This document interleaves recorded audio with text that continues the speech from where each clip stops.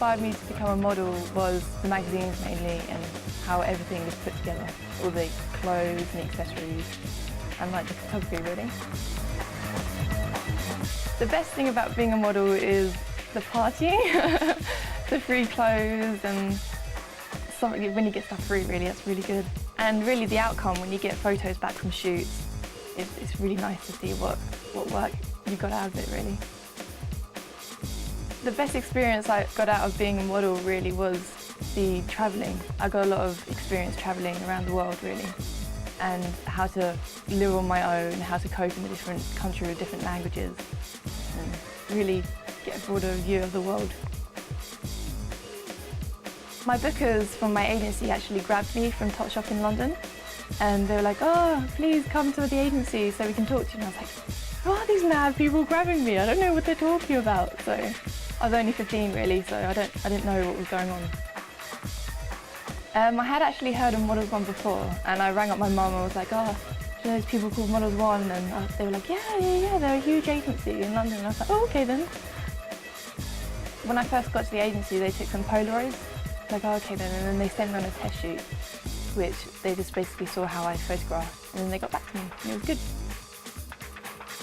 My mum was really excited, and my dad was really excited. They kept ringing up everyone and telling them all. But my grandma was always like, "Oh, it's a bit scary," but she came around now and she keeps telling everyone what I've done. Castings are very long sometimes. There's quite a few in a day, so it's quite difficult to go to all of them. But when you're with your friends, you have a good time, so it's okay. The biggest misconception about modelling is people think it's really easy because you have to stand in front of a camera, but they don't realise the long hours that go into one shot in the magazine, or they don't know how long a model has waited in a queue to try and get that job. When I was in Greece doing their fashion week, each designer that I worked with had a different style that they wanted.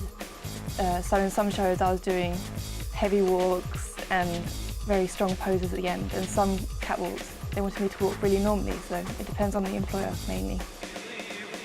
If I was to give anyone advice about becoming a model or being a model, I would really tell them to go slow at the start, finish their school, whatever they had first of all, and then basically be strong, don't take all the harsh comments that you may get, and just try and enjoy it really, get experience out of it.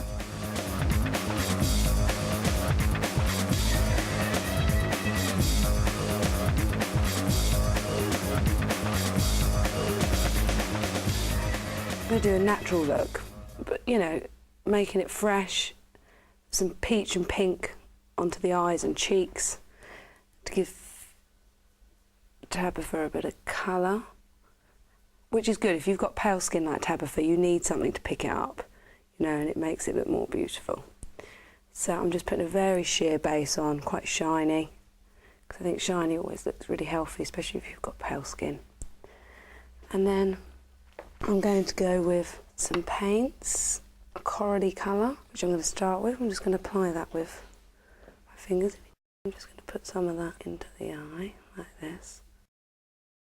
Quite sheer, you don't want it to be too heavy, and that's why it's good to get quite a shiny base on, because it just blends into it.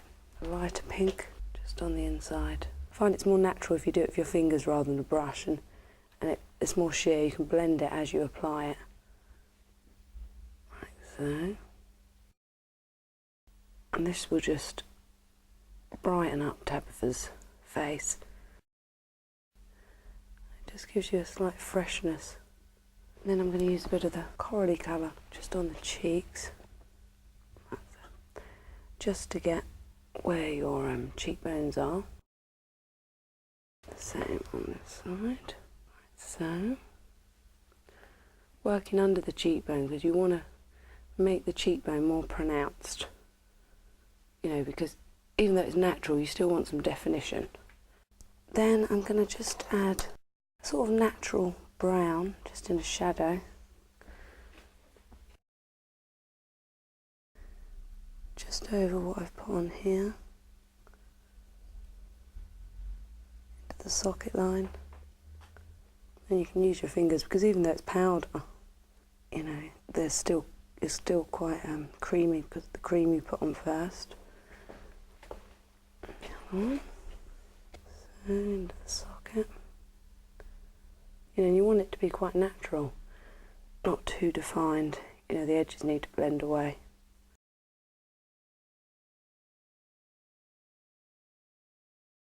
I think that's natural. I still like to put a little bit of brown under the eye, especially as Tabitha's got lovely blue eyes.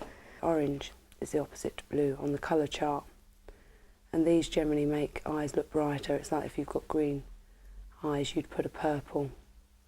It doesn't have to be a bright purple or a bright orange, but just a hint of it will make the eyes look brighter and stand out as they're opposite colours. Same. The other one. You can see that's my favourite colour. If you just smile for me, I'm just going to add peachy pink onto the cheeks. It just gives you that sort of flushed, healthy look just across the apple. And then some mascara. This looks definitely not one that you want spider eyes or clumpy mascara like you would if it was slightly punk or something. This is quite natural. To look fresh, you always need concealer. I generally would use a concealer that's paler than, you know, what you're using on the rest of the face, just to illuminate under the eyes, any other blemishes. Cover them as well. To finish the look, I'd go for quite a sheer gloss, something that's not too sticky, you know, more like moisturising. Just with your finger, so with a bit of colour, either a pink or a peach in it. And I just dab that on to the lips, just to make them look really healthy. And a hint of colour. And that's a very quick, natural look.